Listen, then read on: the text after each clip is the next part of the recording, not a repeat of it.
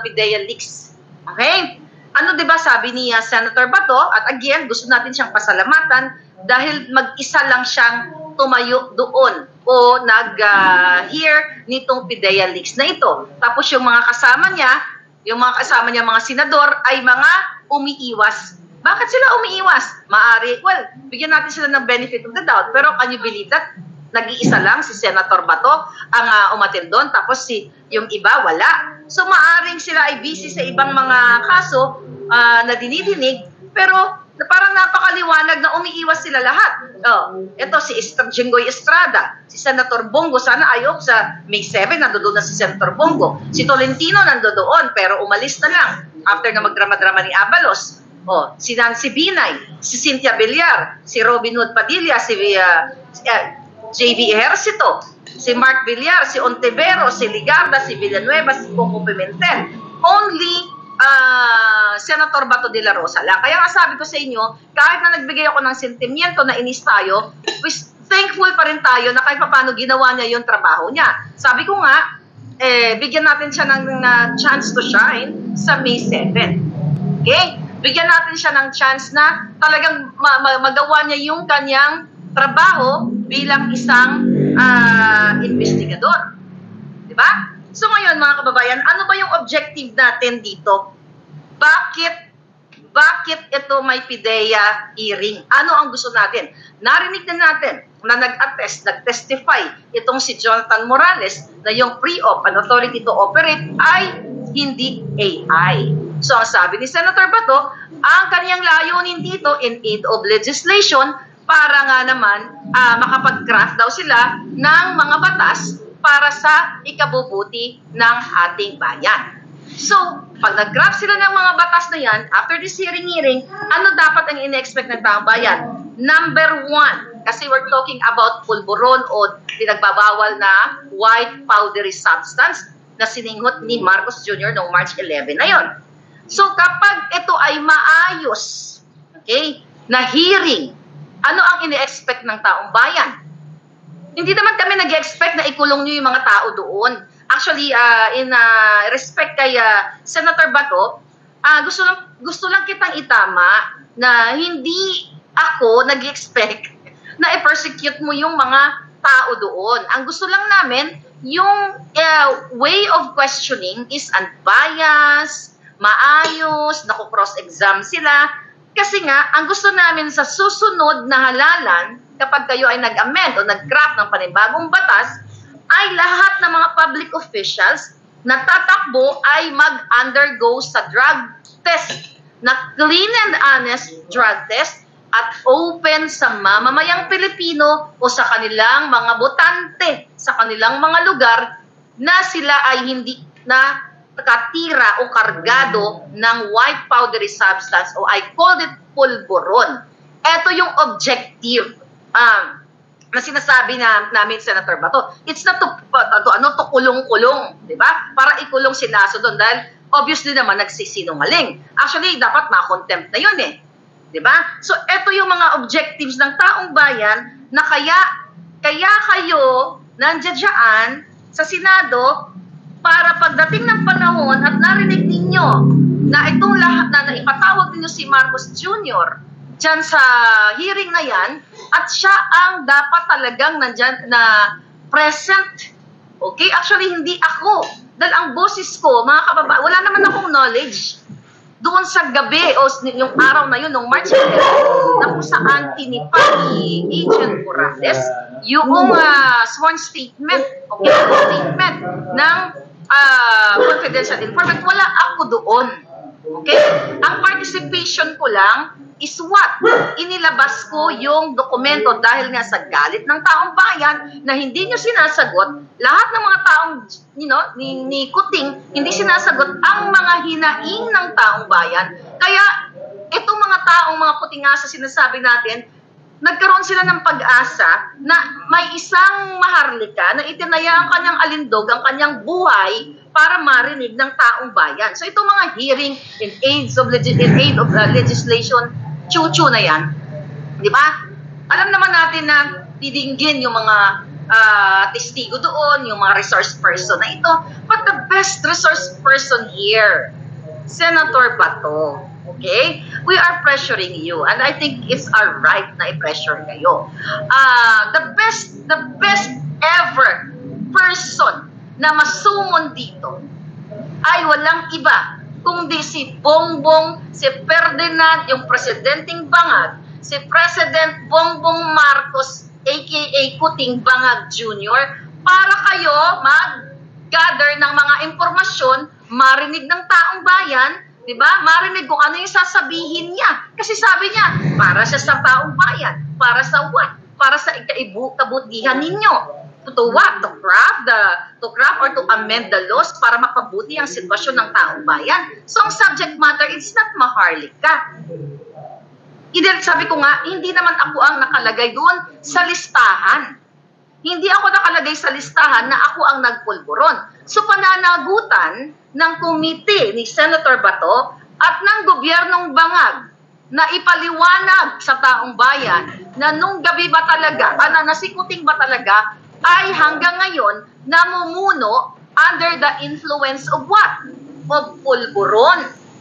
Diba? Kasi yung Senado na yan ay open sa publiko, kaya nga kinreate yan, kaya nga may legislative body tayo, diba? Dahil yan ay para sa taong bayan na scrutinize, diba? Himay-himayin, bantayan ang mga jutang ginimes na mga bangag at maging accountable sila sa kanilang mga ginagawa o sa kanilang trabaho katulad ni Marcos Jr. Siya dapat talaga, Senator Bato, go, go, go. Ipatawag mo si Marcos Jr., aka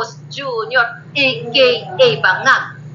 Siyang ipatawag mo. Kasi I know, and itong mga palangga natin, naniniwala kami that the best resource person in this PIDEA leaks na ito, mga kapalangga, it's not Maharlika. I did my contribution already sa aking mahal na inang bayan, ang pag-expose na lang dito. Diba? The best resource person is none other than Kuting o Marcos Jr.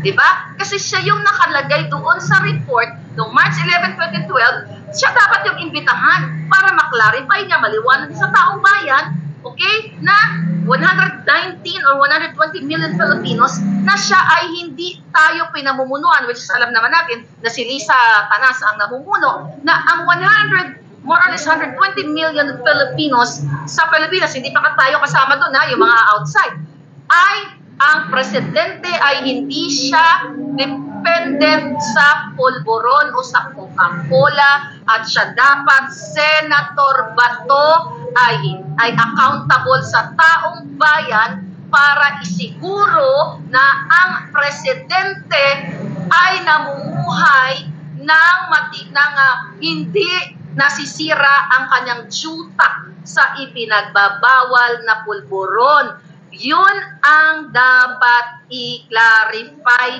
sa taong bayan na si Marcos Jr. ay hindi nakakarga ang kanyang utak sa Coca-Cola na yan. So ngayon mga palangga, ang sinabi ko kanina, so kapag pinatawag nyo na si Kuting, Senator Bato, and the rest of this, actually hindi na si Senator Bill dito, kawawa nga siya, mag-isa lang siya dun eh. Diba? Ayaw makisama itong mga, markahan nyo itong mga, mga ginayupak na itong, mga senador na itong nabanggit ko. Diba? Pasweldo sila ng taong bayan. Wala sila, umiiwas sila dahil ba presidente ang asangkot dito? Yan din yung question ni Mr. Morales ni former agent Jonathan Morales. Dahil ba ang sangkot dito ay presidente? Kaya nga, Senator Bato, nagpapasalamat na ang taong bayan sa iyo. Na ito talagang, actually na malaki talaga pasalamat ng taong bayan. Kasi kung hindi dahil kay Senator Bato, sabi nga niya, pwede naman ng parang, pwede niyang, well, actually maling statement yun, na pwede naman niyang hindi ituloy. That's a no-no, di ba? I don't know, sinabi niya exactly yan. Pero kasi sa ngalan ng katotohanan, sa ngalan ng lingkod bayan na sinasabi, number one talaga dito ipatawag si Marcos Jr. Actually, nakakaawa si Maricel Soriano. Actually, naawa ako sa kanya. But again, collateral damage lang ito. Parang casualties of war. Na kailangan, nakalagay kasi yung pangalan niya doon, di ba? Di ba mga palangga? So yun. So ano dapat makita ng taong bayan dito after this PDEA leaks na to? Dapat hindi lang ito hearing-hearing. Dapat maisabatas na kapag tumakbo ang isang politiko simula sa barangay pataas ay magkaroon siya ng honest or unbiased result of pulburon o drug test na hindi na taint o hindi dinoktor ng doktor o hindi na impluwensyahan nino man o hindi na bayaran at ito ay talagang honest to goodness na test. Pero si Marcos Jr., ito pa nga is, Senator Bato, may time pa naman. Now, nananawagan kami, imbitahan ninyo, okay? Imbitahan ninyo si Marcos Jr. at ang St. Luke's para magpaliwanag si Marcos Jr. Kasi sino ang pwedeng magpaliwanag na nagkaroon siya ng more than 2 minutes lang na drug, na pulburon test, mga palangga? Sino pwede magpaliwanag? Ako ba? Hindi naman ako nag-drug test on 2 minutes. So it's not me.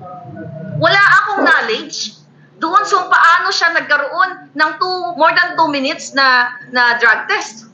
Wala din akong knowledge habang tinitipa ni Jonathan Morales yung sworn statement. Ano lang ang idea ko dito? Well, ang participation ko lang dito ay may nag-send sa akin digitally nitong papel na ito, alright? Then, pinost ko. Hanggang doon lang ang paliwanag ko. Oh. Di ba, gagastos pa kayo sa pera ng bayan? Binanggit na lahat ni Morales ang elements, special elements ng subject matter.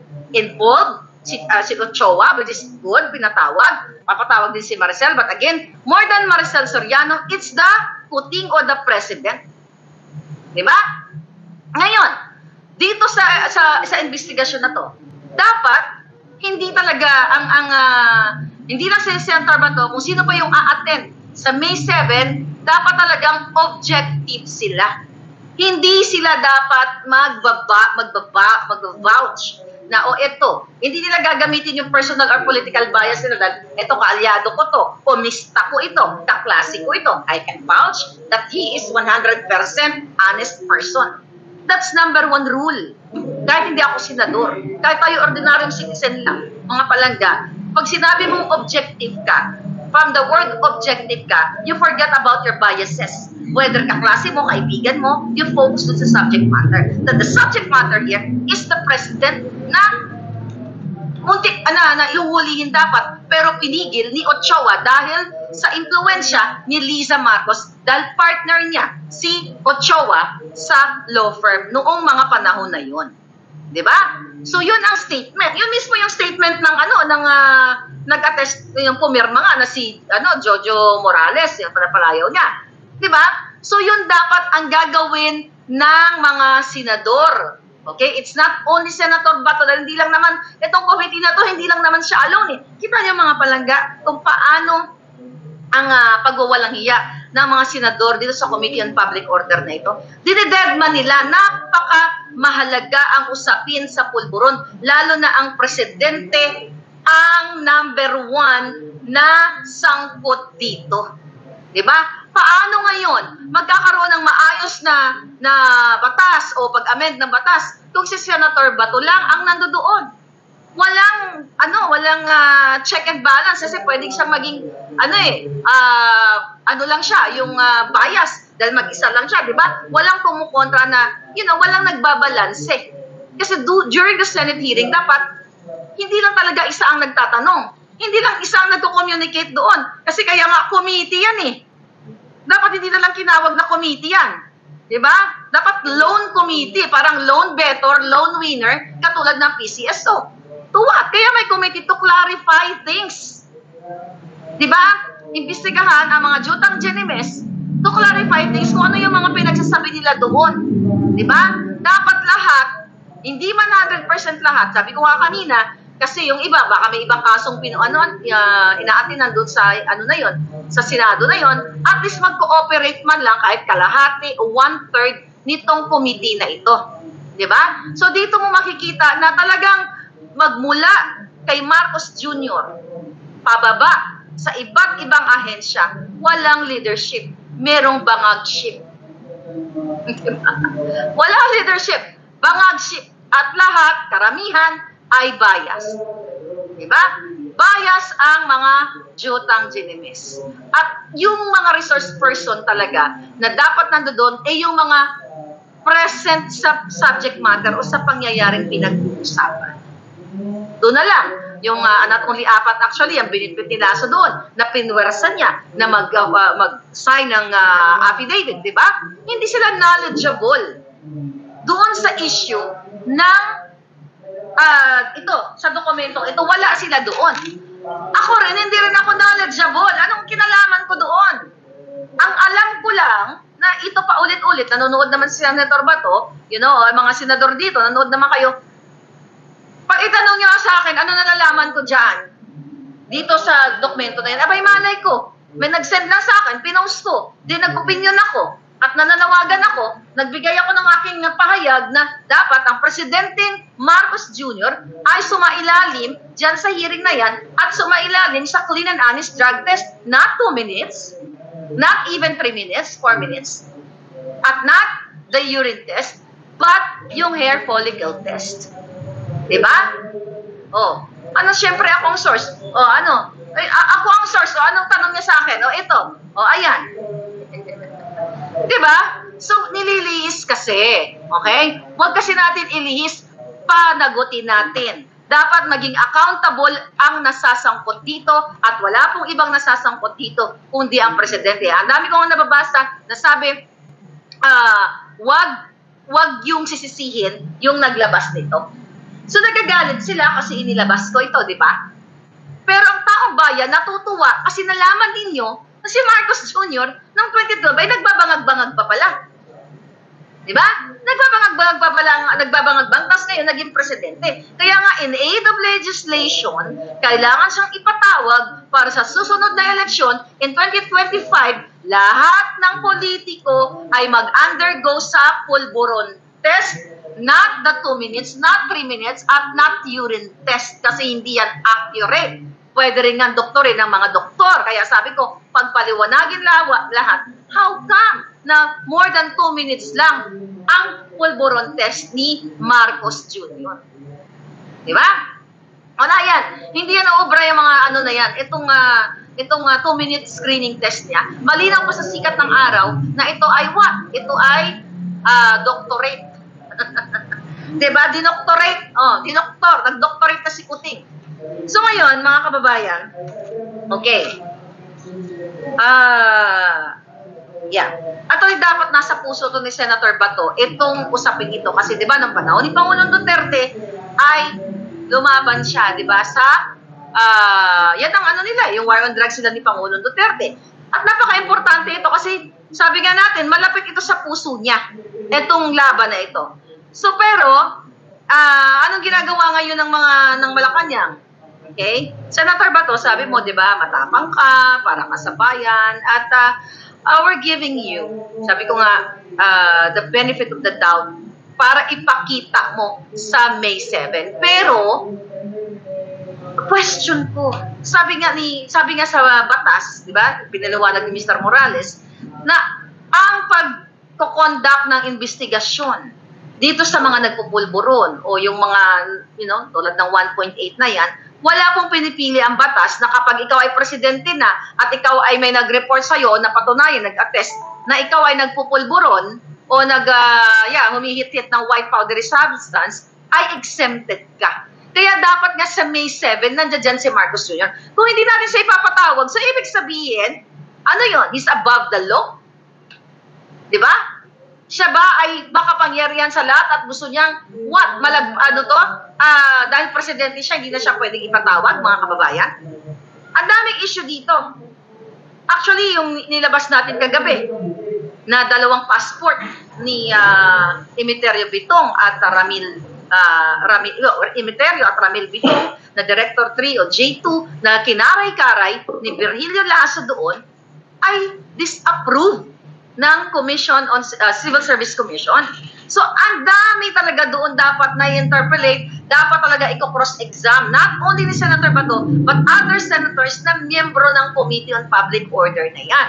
Pero they failed us. Nung last time, nung April 30. So, yan dapat ang makita ng taong bayan. Kasi, imagine niyo right after na nag-vlog tayo, ay nakita natin, ito, pinost ko ito, baka hindi pa nakikita, mga palangga, na itong si Bitong na sumusweldo ng 128,000, okay? Nung May 23, okay? Tama ba? No, noong February 23 ay inappoint siya, okay? Ay inirecommend siya actually ni Lasso para sa Director 3 niyang posisyon. February 3, pagdating ng July 31, disapprove na Civil Service Commission. Pero mga palangga, nandoon pa rin siya at sumisweldo ng 130,000. Ayan, pinakita ko na ito sa inyo, di ba? Ang disapproval na yan. July 31. So, mga palangga, ito dapat ang tinututukan. Huwag natin, Senate, lahat kayo nakikinig, huwag niyong ilihis ang landas. Kasi ang mainstream media, nilihis na ang headline ako eh. Vlogger Maharlika, Vlogger Maharlika. Bakit hindi President Bongbong Marcos aka Bangag? Huwag mo na tagpo. Tagay mo ng Bangag. President Marcos, sangkot, breaking news, the President of the Philippines, diba? Is under the influence of pulburon. On March, Ganon, hindi. Vlogger Maharlika, ipapatawag sa Senado. I am what sa inyong lubot? Vlogger Maharlika, I am not the subject matter. I am a whistleblower. Okay? Diba? Ako lang ay kagapay ninyo. Dahil nga sinusuppress ang malayang pamamahayag. Sinusuppress ang malayang pagsasalita. Katulad nga sa may Isog Rally, di ba? The reason why, nagpa-interview na ito si Jonathan Morales kasi naisip namin na baka ipagurgur siya. So this is not about Maharlika. Ako lamang ay instrumento ng may adya. Okay? Ako instrumento, kaya ito'y nailabas dahil ang mga tao sa loob ng gobyerno ay nasisindak at tinatakot ng gobyernong ito. I challenge the Senate. I challenge you. I challenge ulit natin si Senator Bato. Huwag na natin patagalan to, sir. Okay? Alam mo, sinuportahan ko yan, si Senator Bato, nung 2019 election, di ba? Sinabi ko naman sa inyo. Sinuportahan ko yan kasi nga dahil sa war on drugs at kaaliad ni Pangulong Duterte at talagang yung tungkol sa tukang-tukang na yon. And this is your time to shine, Mr. Senator Bato. Hindi mo kami kaaway dito. Ang bayan na hindi mo kaaway, you accept our criticisms because you are a public official at dapat ano man, whether you like it or not, kung ano man yung mga ngangabels namin, and I also nananawagan ako sa iyong mga sekretary na huwag niyong disturbuhin ang Senate hearing. Huwag niyong istorbohin kasi instead na natin mo, ang bilis-bilis na natapos ng Senate hearing dahil pinakita yung aking pagtag kay Senator Bato. That's a no-no. Sa professionalism, community natin, sa mga professional, whether ikaw ay nasa maliit o malaking corporate companies, di ba, dapat meron, nakatutok tayo, eto yung agenda natin. Kasi before, dapat ang hearing na yan, dapat din lahat prepared. Kasi ahead of time, nag-forward sila ng kanilang mga deposition letter, di ba? Yung mga statement, yung kinalaman nila sa mga pangyayari. So dapat yan inaaral lahat ng mga nandoon sa Senate. Dapat nga may homework, dapat nga alam mo kung ikaw ay senador, ganito yan. You talk about PIDEA leaks, nililista mo pa kung ano yung mga question mo, hindi lang yung sabog. Dapat lahat yan, sunod-sunod, kasi ginawa mo yung homework mo a night or 2 days before para pulidong-pulido ka na, alam mo na kung paano isahin si Lasso. Hindi yung you vouch it. Diba? This is that. That is political bias or personal bias. So, hindi yan kailangan ng taong bayan. So, sa May 7, hindi yan ang ini-expect natin na marinig. Right? BBM, the end is near, sabi ni Mang Domeng. Pero ganun pa man, pasalamatan pa rin natin nga, sabi ko, si Senator Bato, kasi because of him, nalaman natin, okay? Nalaman na, narinig ng taong bayan at nagkaroon ng pagpukaw sa damdamin ng mga taong bayan at naiulat na rin ng mainstream media kahit sila hirap na hirap, di ba? Kahit sila hirap na, ano tawag dito? Hirap na magsalita. God's appointed Bulacan, sabi ni Den Scorpion. Thank you, Palangga. Isahin si Lazones. So ngayon, eto na. After that hearing, galit na galit si Lazo. Okay? Kasi lahat ng dinala ni Lazo ng mga testigo doon ay walang alam. So see that? So ngayon, nagtataka nga ako Kasi nga dahil nag-iisa lang si Senator Bato. Pero kung nakipag-participate ang lahat ng miyembro ng committee ng public order, dapat yun na i-scrutinize nila, di ba? Na-scrutinize nila yung mga position paper, yung mga testimonya nitong mga testigo na walang alam na binitbit ni Lazo. Kasi, di ba babasahin mo, ano pinagsasabi nito? Kung walang alam tong testigong ito, walang kwenta, dapat hindi na siya pinapunta doon kasi basura, irrelevant siya. Wala siyang kinalaman. Kumain pa yun doon. Nagpasarap pa, di ba? Gastos ng pera ng bayan. So again, laging sayang ang pera ng taong bayan kasi ang mga senador, lahat, hindi dapat natutulog sa pansitan at hindi ginagawa yung assignment. Parang mga elementary yung iba. Diba? Kung tayo nga na nag-aaral, pag tayo may mga report sa atin, diba? Sa high school or college tayo, naghahanda tayo, pinaghahandaan natin kung paano natin sasagutin o kung merong ano tawag dyan, mga debate sa school, di ba? Ahead of time, pinaghahandaan natin yung subject matter. Pero dito sa case, wala yung mga senador. Iniwan nila si Senator Bato. Mag-isa lang siya. Tama naman siya. Mag-isa lang siya doon. Wala sila. Kasi mas marami pa sanang naitanong na ipiga. Pagka sana si Lazo at yung mga testigong walang alam, di ba?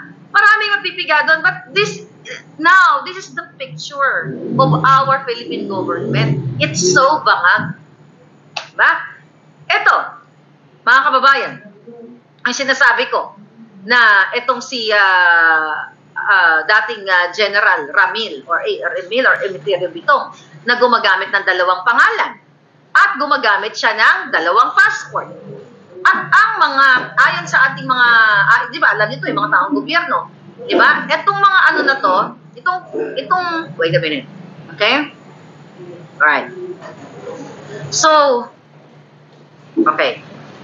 Itong posisyon ni itong posisyon ni Bitong, mga palangga, kasi yung mga travels niya, dapat yan ay may basbas, okay? 500 million, okay. Ito, dapat yung kanya mga travel, dinideclared niya, okay? Dinideclared niya as government employee siya. Kasi pag hindi niya dineclare, paglabag, dishonesty yun. Kasi nire-represent niya yung PDEA kahit nga disapprove yung kanyang appointment ng Civil Service Commission. Ito yung mga dapat sinisilip dyan sa susunod sa May 7. Dalawang passport ginagamit, again, tama ba ng isang Pilipino, isang tao, kahit naman Amerikano ka, hindi ka pwede magdalawang passport. Dalawang passport ang gamit mo na magkaibang pangalan. Ito yung tinututukan dyan. It's not me, it's not Maharlika. The subject is not Maharlika. The subject, itong mga tiwalis sa PDEA, kung bakit, tama naman, kung bakit lumalabas itong mga dokumentong ito, kasi nga sukang-suka na sila kay Lazo. Kaya lumalabas. Ilabas nyo rin ito, bakit dalawa ang passport ni Bitong? Okay? At bakit lumalabas siya ng bansa na hindi niya dinideclare, may mga labas siya, may mga record siya, okay? Na lumalabas siya ng bansa na hindi niya dinideclare na siya ay PDEA agent. Ano ang ginagawa niya sa ibang bansa? Alright? Oh, ang dami niyang travel history. Grabe, oh. Oh my gosh. Oh. Noong Nobyembre, nag-travel. April, nag-travel. August, October, December, ang dami. Ang dami mga travel yung bongga-bongga, oh. Oh, ano pa? Kailan saan siya na ito pupunta? Oh, sinulat ng aking palangga dito. Oh, hindi niya dinideclare to. Ngayon, ito nga ay dishonesty. At dapat sumusweldo siya sa pera ng bayan, ito dapat ang mga tinututukan ng ating mga legislators. Pero paano na tinutukan? Ayaw nga nilang mag-present doon eh. Ayaw nilang pumunta doon, ayaw nilang makialam. Diba? Kasi takot sila kay Marcos Jr. Ha? Takot kayo? Oh. So ito yung mga issue na dapat pinag-uusapan. It's not about Maharlika. Kasi sabi ko nga, ang partisipasyon ko lang ay ang paglabas nito. Ngayon, ang question, walaan niyo ako ba ay darating? Darating ang panahon. Okay, darating ba si Marla ka sa Senate hearing? Okay? Ngayon, uunahan ko na yung mga jutang dirimis na ito. Darating ako, pero dapat igapos yung mga kamay ni Lisa, ni Marcos Jr., igapos lahat ang mga kasabwat niya. Kasi manggugurgur yan. Manggugurgur yan. By the way, I have to tell you, na-receive ko na yung invitation ng Senate. Okay? Pero hindi nakalagay doon yung sinabi ni Senator Bato na sasagutin yung pamasahe and everything. Wala. Diba? Wala. Oh. I will show it to you, darling. Okay? Oh, dumating na sa akin. Tapos may mali pa. Ito yung sinasabi ko. Dapat ang mga taong gobyerno ay efficient. Efficient and effective and smart. Why? Show you, darling. Here we go again. Here we go again. Mamma mia. Oy, dance! Diyos ko, papraktisin ko pa yung kantang kinumpos mo, pero ang ganda. Ayoko maging sintonado. Okay, practicing ko yun. Magkakaraoke ako baka bukas. Okay. So, na-receive ko na po yung invitation ng Senate today. Alright? Basahin ko ha. Para tayo ay maging honest to goodness. So, ang tanong na lang, darating ba ang alindog ni Maharlika? Okay. Here we go. Okay. Proton mail. Nag-send sila sa proton mail. Ito. Okay. Dumating ng, kailan to? Okay. Anong oras to? Okay, 2:36 a.m. Kanina pala a.m. dito. Anong oras yan? 2:36 a.m. Here. Alright? Pakita ko, bongga, oh. Oh, alright. Here. Okay? Yan po. Oh, dumating na. Pero, ayan. Miss pala dito. Binago nila. Miss Maharlika. Pero bakit Mister? Ayan, oh. Oh, Miss Maharlika. Tapos nakalagay, Dear Mr. Maharlika. Hindi ako mister. So, ibang personal dad to. Okay, I'll read it to you. Okay? Ang sabi dito, alright? Miss Maharlika Bojakera, Dear Mr. Maharlika, typographical error. Okay? Pero dapat kasi pinaproofread ito. The Committee on Public Order and Dangerous Drugs will continue to conduct a motu proprio public hearing and investigation in aid of legislation to discuss the alleged PIDEA leaks on May 7, 2024, Tuesday, 10 a.m. at the Senator Ambrosio Padilla Room, 2nd floor, Senate of the Philippines, Pasay City. In this regard, may we invite you to physically attend. Physically attend. Wala akong option kundi physically attend the motu proprio public hearing and investigation in person and express all your views or comments on the said topic and shed light to it. Okay? Unang punto, ulitin ko, paano mo pagtitiwalaan ang gobyerno ni Marcos Jr. na tinatawag nating bangag at ni Lisa na i-ensure ang ating safety? The fact na tatlong, sabi ni Farma Maraga, Julul, tatlong death threat ang ibinigay nila sa akin. Pinatungan nila yung ulo. Ano yon? Parang iaalay ko yung alindog ko sa kanila nang walang kahirap-hirap.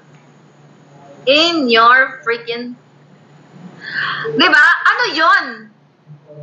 Oh, kaya nga sabi ko, okay, tapusin natin yung sulat nila. Okay, sulat nila. Ito naman ay template lang naman ito. Okay? Sabi dito, in this regard, we may invite you physically, in person, and express all your views or comments on the said topic. Hindi pa ba hindi pa ba kayo kontento dyan sa mga comment ko? Ang dami, okay? Okay, sabi dito, shed light to it. We are also, pero I will answer back ha. I will send my sagot later, a little bit later after my vlog. I will tell you also kung anong sagot ko. Bubonggahan natin. We were also requesting your written position paper on these matters and send it in advance via email. Okay? So, yun na nga sinasabi ko. May mga position paper dapat ang mga uma-attend, ang mga resource person.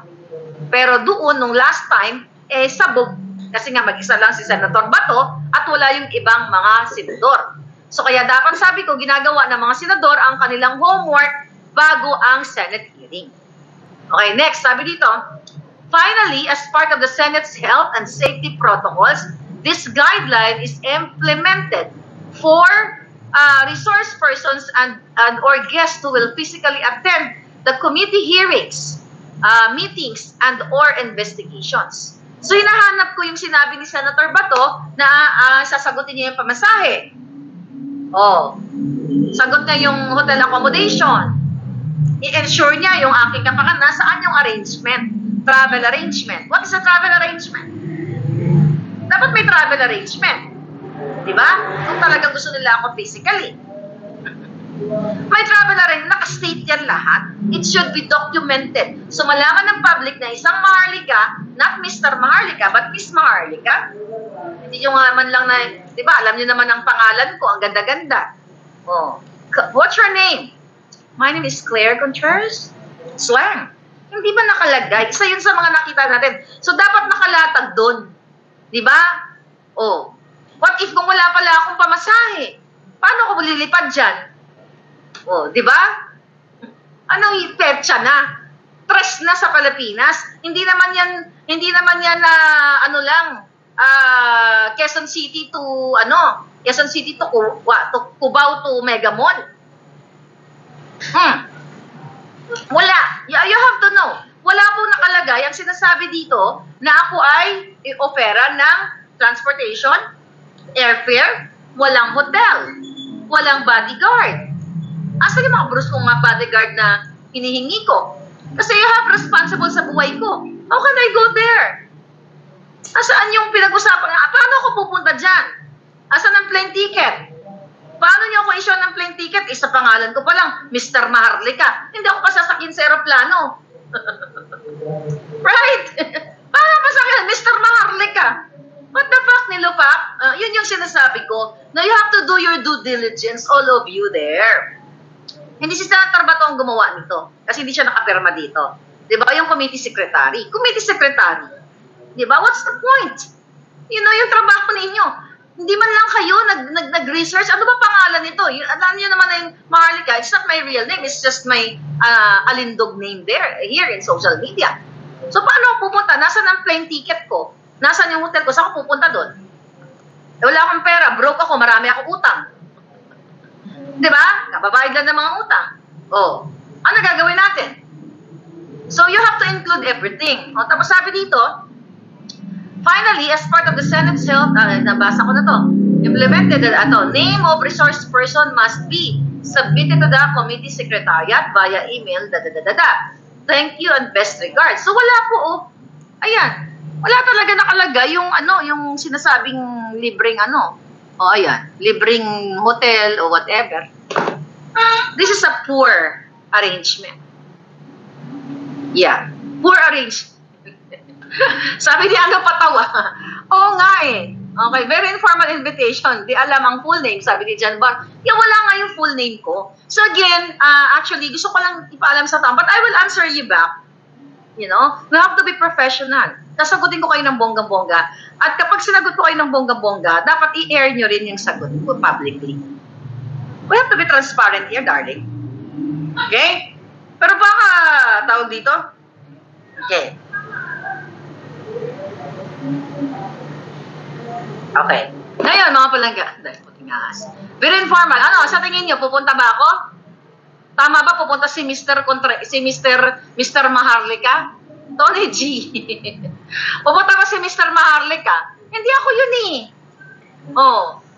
Don Plaza. Hindi ako yun palangga. Okay, tsaka may warrant of arrest ka sa kaso ni Taer, nasa airport pa lang pupusasan ka. Exactly my point. Diba? Nagawa sila ng fabricated crime. I'm not that stupid, darling. Gamitin ng mga neurons, okay? But I will answer that. Pangbangag to eh. Sabi ni Palanga, pangbangag din ang gumawa. Sabi ni Elenita Patok, exactly. Libreng tsugi, sabi nito. Sabi ni Ian Lontok, libreng tsugi ang aabutin mo dyan pag umuwi ka. Pwede naman ba via Zoom? Exactly. Mag-invite kayo sa akin via Zoom. May time pa naman ng bonggang-bongga. Diba? Then I will attend together with my wine. Diba? Hi, darling. Halloween! Diba? I have a favor to ask you, my friend Francis Chua. Mga ganon-ganon. Magaganon tayo. But anyway, sunod natin yung extraction. Antabayanan natin itong, ano na to, Fidelix. Ano mga question nyo? So, pupunta ba ako doon? Eh, wala pa nga, walang airfare arrangement. Diba? Tama ba? Pag mayroon ba taong gobyerno dito? At saka sinabi naman na mismo ni Senator Bato na mag-request siya ng MOOE. Where is it? Please. Yeah, doon siya nag-invite sa akin. Wala po. So, paano ako darating dyan? Wala pong airfare, walang hotel accommodation, wala lahat. Ano ako lilipad? Aswang lang. Aswang lang. Diba? So, yun. Ano pa? Magdaway sila sa alindog mo, sabi ni Josa Alilia. So, ang totoo, I hate drugs, sabi ni Basta. Ay, nako. Bangag. Sabi ni Palanga. Pangga, wag ka nang pumunta, may Zoom ka na lang, sabi ni Francis. Sabi ko nga sa inyo mga kababayan, eto lang yun. Number one, dalawang number one, para sa kaalaman ng taong bayan, kailangan munang pigain ng committee ng public order si Moro Virgilio Lasso paaminin na ang dokumento na ina-attest ni Jonathan Morales ay hindi AI generated. Paano din ako isa pang point? Paano ka pupunta doon? Eh, naglulukuhan lang tayo. Sabi ni Lasso, AI generated. So what's the point of Maya Linto being there physically? You have to admit first na hindi siya AI generated. Then, pwede tayong magkasundo dyan kung ano mga bagay-bagay na gawin natin. Hanggang sa dinedeny nila na ito ay hindi legitimate. So what's the point? What's the point, PowerPoint? So dapat ngayon, sabi ko nga, the best resource person ever that could enlighten the Filipino people to clarify things and to make sure that our country is not managed or run by the Polboronic Marcos Jr. under the influence of white powdery substance. It's not Maharlika. I am not running the country at all. Wala akong sweldo sa bayan. Wala akong piso na ini-enjoy mula sa bayan. Ang kapalit pa ay gurgur. You know what I mean? So yun dapat ang isa-isip ng Committee on Public Order. Okay? At hindi na naman si Senator Bato ang nagdedesisyon dito. May mga members. Hindi nyo ba kayang gawin ang trabaho nyo na panagutin? Andyan si Villar, yung dalawang Estrada Ejercito, si Ontiveros, si Ligarda, ang dami nila. Pwede bang pagsanibin nyo yung mga utak ninyo para hindi maging ngagva? If you really for the Filipino people to want to amend the law, chuchu-ba-chuchu. Panagutin si Marcos Jr., panagutin si Lasso, bakit yung kanyang mga dinadala niya, kinakaray-karay niya mga testigo, ay mga wala sa pinangyarihan. Okay, although pinatawag na si Attorney Delgado. Attorney Delgado, if you're watching, I would love to interview you before May 7. Hindi ko alam, may contact pa kayo kaya Attorney Delgado? I'm trying to look his Facebook account, hindi ko makita. Please, kung mayroon kayong paki-email nyo naman sa Proton Mail. Okay, ito po yung ko. Gusto ko siya ma-interview bago mag-May 7. Sana pa unla kanya. Bakit gusto ko siya ma-interview? Siya yung unang in-expose ko na dinibdiba ni PIDEA Chief Lazo na inabuso ang kapangyarihan ng PIDEA. So, ito yung mga importanteng issue na dapat tinututukan ng ating mga legislators. Pero, di ba, hindi si Maharlika. But anyway, dahil ako naman talaga nag-expose ito ng bonggang-bongga. Okay? Okay. Oh, okay. Okay, ako naman nag-expose ito ng bonggang-bongga, di ba? Pero sabi ko nga, it's good na ipatawag si Maricel. Naawa talaga ako kay Maricel eh. Kasi, baka nagbagong buhay na siya. Kasi nakabalik na siya sa showbiz. Kawawa naman. I mean, ang isang tao kasi nalululong ka. Hindi naman puro lahat ang tao ay nalulung sa masamang bisyo ay masamang tao na. Maraming nagbagong buhay. Kaya panahon ni Duterte, binigyan niya ng chance yung mga taong i-rehab pagbagong buhay. Pero ang subject matter dito is, nagbago ba ang buhay ng Pilipinas na si Marcos Bangag? Kung nakita sana ninyo na ang mga opportunities ninyo, sa job opportunities, yung mga OFW, yung mga presyo ng bilihin ay nagmura, naging maaluan ang buhay ninyo, itong mga itong mga pre-op authority to operate na to, hindi to lalabas. Kasi matutuwa yung taong bayan. They are happy. Kasi nga, maganda yung pamumuno ni Marcos Jr. Yung mga kwento na mga bangag-bangang siya, na nagpukakola siya, nagpupulburon siya, isasantabi yun ng taong bayan kasi nakikita natin yung kanyang performance. Pero yung performance ngayon, nagpapakitang gila sila, yung ang dami doon na-achieve. Anong kadyutaan na-achieve ni Marcos Jr.? Ito po ay sentimiento ng taong bayan kasi hindi lang si Maharlika ang nakaramdam ng pagiging bangag ni Marcos Jr. dahil kayo na nasa Pilipinas na you cannot afford to buy food para sa inyong mga anak. Hindi kayo nakakauwi sa Pilipinas na OFW kasi pag umuwi kayo, wala makain ng inyong mga anak, walang pang-tuition fee ang inyong mga anak. Kaya pinili nyo kahit mahirap, magpakaalila tayong lahat sa ibang bansa.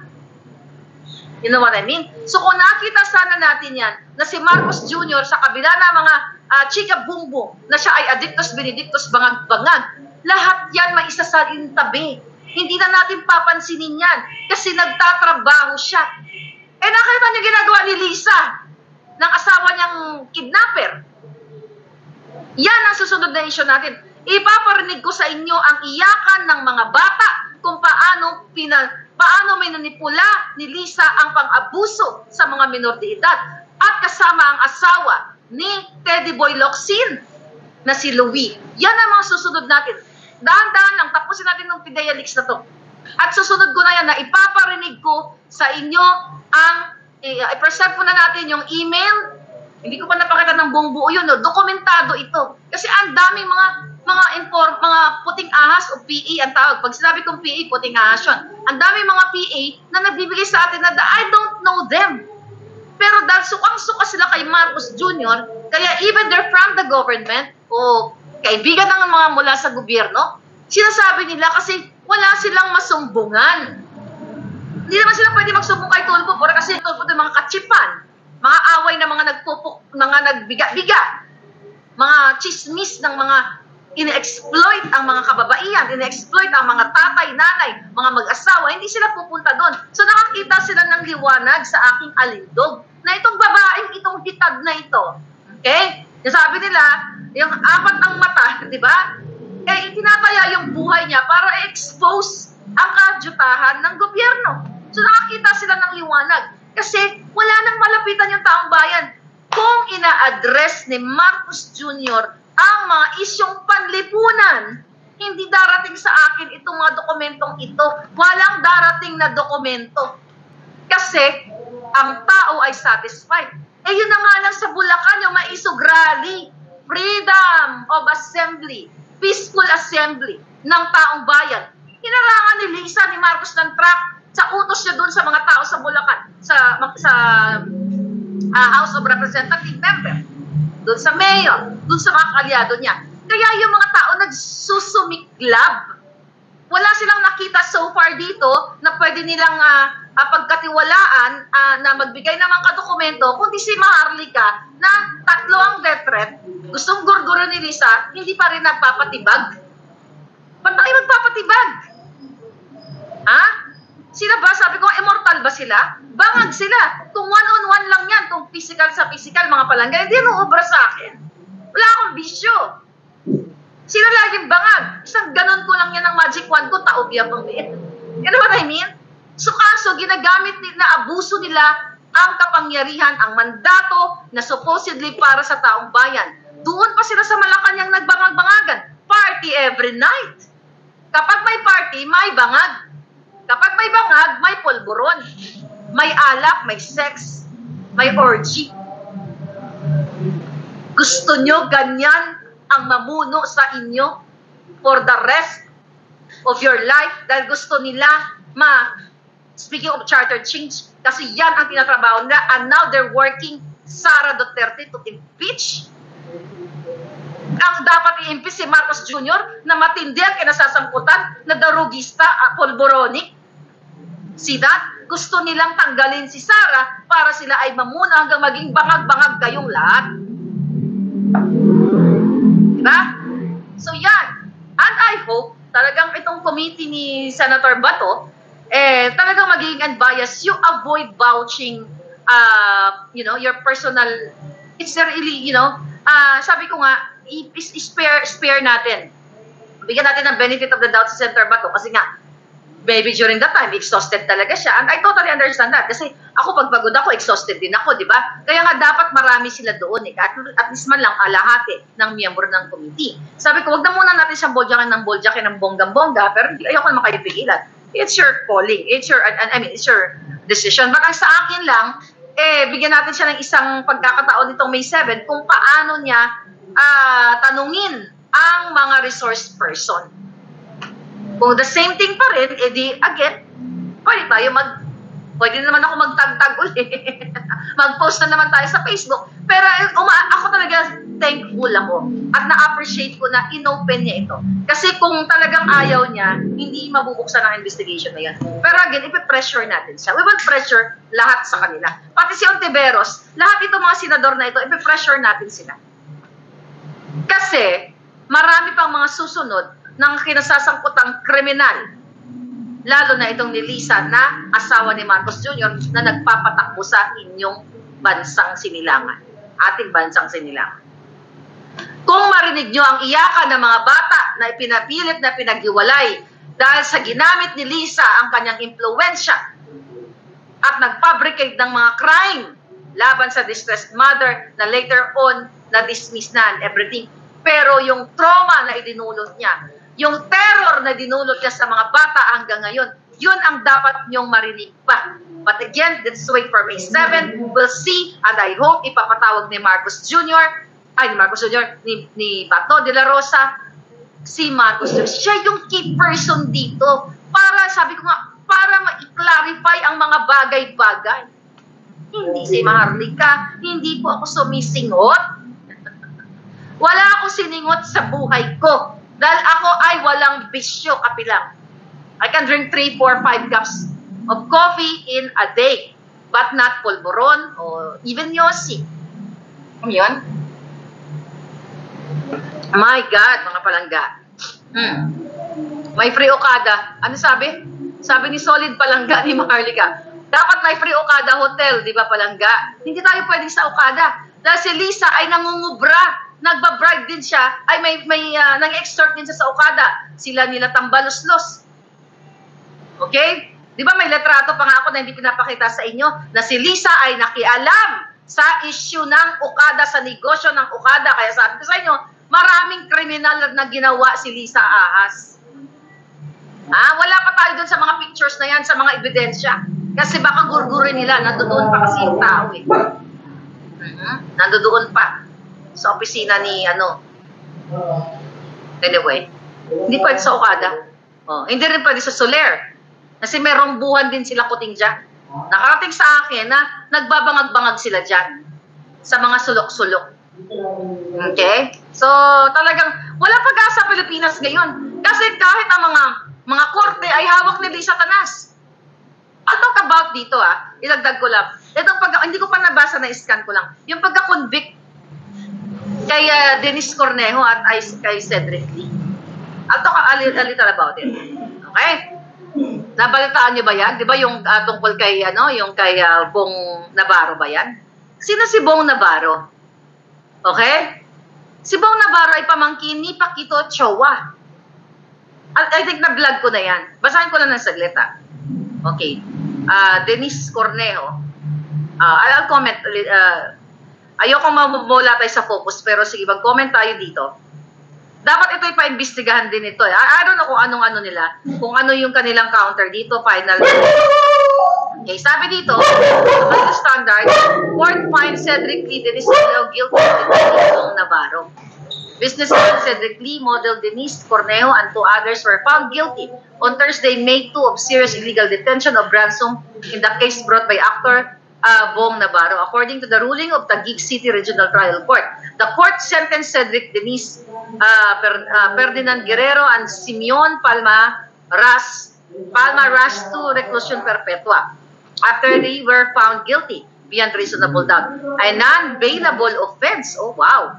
A non-bailable offense and sentenced to 40 years of imprisonment. However, Cedric and Denise can still file an appeal against the court's decision. Okay? Pwede pala sila mag-file ng appeal.